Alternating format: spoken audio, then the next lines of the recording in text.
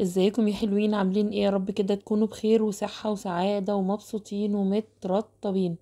النهاردة زي ما انتوا شايفين كده قدامكم جاية اتكلم معاكم عن المرطب الجديد من ايفون. اللي هو المفروض انه بيلون الشفاه يعني. بس انا هتكلم عن حاجة تانية غير التلوين، لان انا اخترت البير، وللأسف يعني ما طلعتش فيها لون. فهو ده الموضوع اللي انا كنت جاية اتكلم معاكم فيه، علشان خاطر كل واحدة تحاول ان هي تخلي بالها لو هي هتشتري البير، علشان تبقى عارفة يعني ان هو هيكون من غير لون، تشوف شكله عامل ازاي. فانا هوريكي الشكل على ايدي، هعمل على ايديا.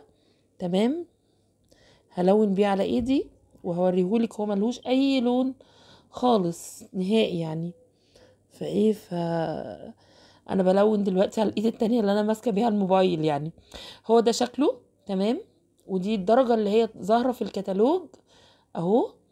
اهي ديت درجة البير، علشان لو انتي اهي بصي اهي، حابة ان انتي تجيبيها فتعرفي ان هي ملهاش لون اهو، عشان ما تروحيش تتدبسي. بصي ديت تماما سادة خالية من كل اي شيء اهو. بصي دي هي مجرد لمعة بس.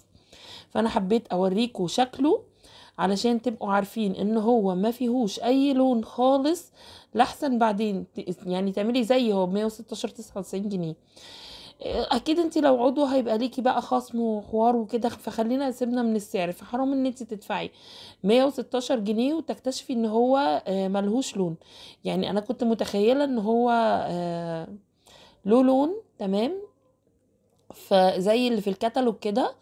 فلقيته لا يعني طالع خالص سادة سادة زي ما انتوا شفتوا على ايدي بالمنظر اللي انتوا شفتوه ده، معلهوش اي لون نهائيا. بس الحقيقة هو حلو جدا في الترطيب، ترطيب الشفايف بيديها ترطيب عالي جدا. فيه عامل حماية من الشمس SPF، ودي حاجة كويسة قوي قوي قوي.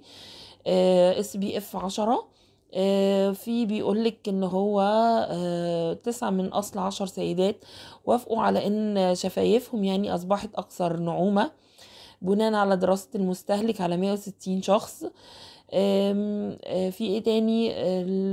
بيدي لمسة صحية، تحسي ان شفايفك شكلها حلو حتى مع الشفاف دوت. تمام، فهو بصراحة في منتهى الجمال، حلو من ناحية الترطيب، حلو قوي عجبني. لكن فكرة ان هو من غير لون فيعني ايه لا دي الحاجة الوحيدة اللي ما عجبتنيش فيه. فانا هبعت اشتري بقى واحدة تانية تكون ليها لون ماشي في الطلبية الجديدة يعني. لانه بص هو هنا ملوش اي لون خالص، هو انت بس ممكن تقدري تستخدميه كمرطب للشفايف مثلا كده، شفاف، من الناس اللي ما بتحبش ان هي تحط لون على شفايفها.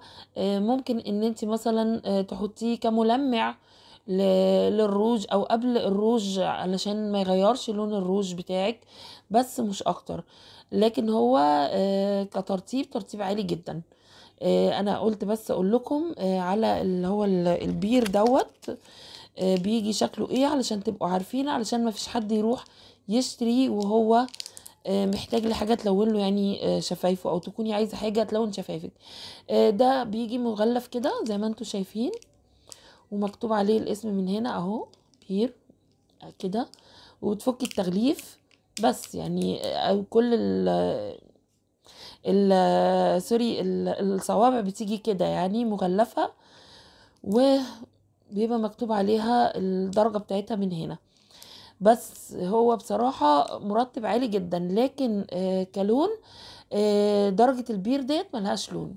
فعلشان خاطر تبقي عارفة ان انتي هتشتري، لو انتي هتجيبيه بير مش هيطلع له لون. فحاولي ان انتي لو عايزة يكون يلون شفايفك او كده، اختاري اي حاجة تانية يعني من الالوان اللي موجودة، مثلا زي البالم، الريد، البابايا، البينك، النيود. انا مش عارفة برضو النيود هيكون لونه ايه، بس كلهم يعني اعتقد اللي هو الغامق اللي هو البالم ده اكيد لازم يبقى ليه لون ونص وتلات ارباع يعني.